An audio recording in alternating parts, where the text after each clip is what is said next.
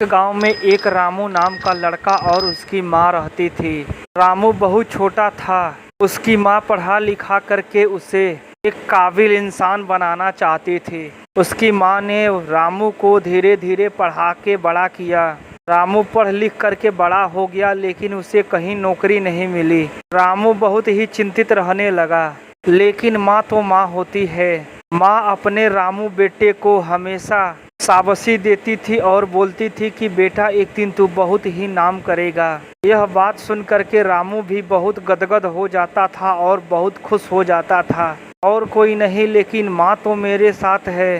रामू की माँ अपने बेटे का साहस कभी टूटने नहीं देती थी।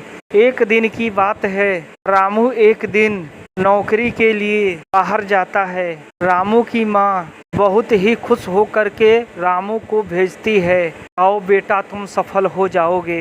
रामू नौकरी के लिए जाता है और नौकरी में सफल हो जाता है।